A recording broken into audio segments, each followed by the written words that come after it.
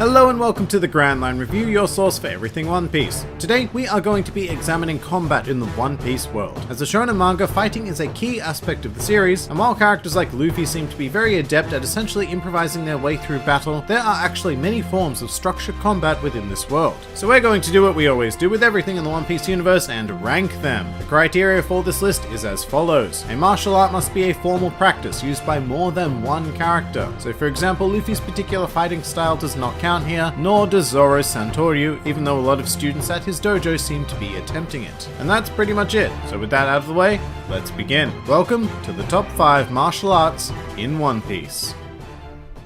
Number 5. Hashoken. A common response to hearing this term would be Hashowa, but Hashoken is actually a very special martial art practiced by the Chinjao family, consisting of Don Chinjao, Sai, Boo, and I guess Baby 5 is now technically a member by marriage, but she does not practice Hashoken as of yet. The primary aim of Hashoken is for the user to control vibrations around their limbs and use them to generate shockwaves, in a very similar manner to which the Goro Goro no Mi acts, except that Hashoken produces more concentric waves, while the Goro Goro no Mi just causes general seismic chaos. Furthermore, the Hashoken waves are focused and primarily applied to enhance a regular strike, such as Sai's kicks, but this martial art can be applied to any limb, including elbows and heads, which I guess you may have noticed isn't a limb. I guess Hashoken can really be applied to any part of the body you wish to attack with, which means that yes, a Hashoken penis is entirely possible. The main advantage of these attacks, according to Sai, is that they are unblockable and shatter most defensive items and techniques quite easily. In fact, the only real way to counter Hashoken appears to be by going on the offensive and unleashing a similar or even more powerful force onto the Hashoken user, such as Ideo's exploding punches. But all in all, Hashoken is pretty damn cool and well deserving of the opening spot. Number 4.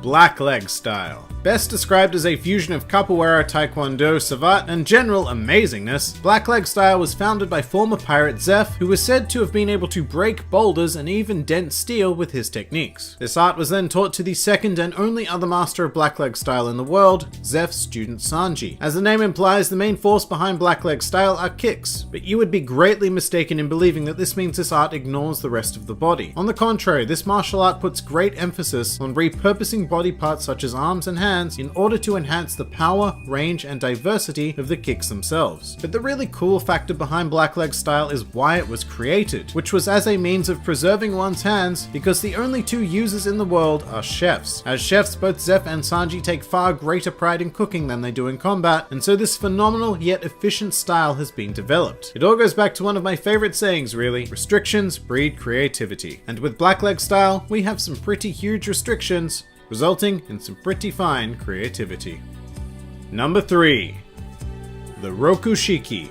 Stepping into the fray at number 3, we have the Rokushiki, which translates literally into the 6 powers. So as you may have gathered, this art is the mastery of 6 different techniques, which through combined use, allegedly gives somebody the strength of 100 men. This art is prominently practiced by members of the Cypherpol organization, who are kind of like the MI6 of the world government. In fact, all primary members of CP9 minus Spandam, of course, have achieved mastery of each of the 6 techniques, becoming devastating opponents for the Straw Hats to face during the Enies Lobby arc. With that said, the Rokushiki are not exclusive to Cypherpol and appear to be widely practiced amongst the Marines and even some sectors of pirates, with the most commonly shown moves being Soru and Geppo, both techniques that allow for heavily increased mobility, which can be applied to most other individual combat styles. The Rokushiki also possesses fearsome attack techniques though, including Shigan and Rankyaku. Furthermore, there is one defensive technique known as Tekkai, as well as an evasive move called Kami-E. The idea is that with these 6 powers combined, you become a superhuman in every way, capable of powerful attack, super speed, and impenetrable defense, and should the occasion call for it, incredible evasiveness. And it would probably be fine to stop right there, but the masters of Rokushiki can take this art even further and access a secret 7th skill, known as the Rokogan, which acts as an ultimate attack of the Rokushiki practice. Really, the only thing that Rokushiki has going against it is style points. Rokushiki moves tend to be very understated while providing maximum effect, so sadly they just don't look quite as cool as the rest of the martial arts on this list.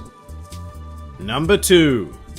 Okama Kenpo. In a very similar vein to Blackleg style, Okama Kenpo primarily focuses on legs. However, this particular form takes its roots from the art of ballet. In fact, according to the only known user of Okama Kenpo, Bon Clay, in order to learn this particular martial art, there are 3 steps. Firstly, one must learn ballet. Secondly, one must learn karate. Finally, one must work at one of those places. Take note that the word "those" was said with quotation marks. How very vague. But yeah, you can essentially boil Okama Kenpo down to a fantastic fusion between ballet and karate. So with that in mind, a user of this art form is capable of producing overwhelming force in a strictly controlled and precise manner. However, achieving the level of mastery required to make use of these techniques seems like a much more painful road than most martial arts and demands a body sculpted specifically for the art form. For example, when Bon Clay uses his devil fruit abilities to copy another person's body, he is entirely unable to perform Okama Kenpo. However, in contrast with Blackleg style, Sanji was able to produce a lessened form of those techniques while he was still in Nami's body. Finally, I would be remiss not to mention that Okama Kenpo has a variation known as Newcomer Kenpo, which was pioneered by Emporio Ivankov and practiced widely by the inhabitants of Kalmbaka Kingdom. This style generally retains the graceful qualities of Okama Kenpo, but involves a much larger selection of brute force attacks. Pretty damn cool, I'd say. There is certainly one martial art that trumps it. Number 1. Fishman Karate. This particular martial art is unlike any other on the list because it doesn't put any particular focus on the body of a practitioner. Instead, the true power of Fishman Karate is the mastery of water. Now that might not sound so impressive at first, but let's remember that the One Piece world overwhelmingly consists of water, and that well more than half of all humanoid bodies are composed of water. Yes, Fishman Karate can be used to manipulate the water within a person's body, allowing for much greater combat capability against opponents who are generally immune to blunt force. For example, Luffy, a rubber man, may as well be immune to non-haki imbued punches. However, he is very susceptible to being struck by Fishman Karate, and for a master such as Jinbei, this can result in some pretty crazy stuff. Like that time Jinbei practically one-shot Gecko Moria with Samagawara Seiken. But even at the lower levels of practice, this martial art can be deadly. Another commonly used technique is the Uchimizu, whereby a user of Fishman Karate can transform even a droplet of water into a deadly bullet via the use of kinetic force. Plus, unlike every other martial art on the list, Fishman Karate appears to have quite a solid structure involving belt progression and levels. For example, Kurobi claimed to be a level 40 practitioner of the art, while Jinbei was known to have achieved a black belt in Fishman Karate while he was still a child. And to top it all off, it just looks so damn cool, managing to achieve both depth in style as well as substance. So with all of that said, there is no doubt in my mind that Fishman Karate deserves to be crowned the number 1 martial art in the series. And that pretty much does it for the top 5 martial arts in One Piece. If you enjoyed this video, then feel free to like, favorite, or subscribe, and if you are in any way keen on supporting this independent channel, then please do check out my Patreon, Discord server, or Twitter. The links to which are in the handy description below. Finally, please do comment with your own favorite martial arts in the series. This has been the Grand Line Review, and I'll see you next time.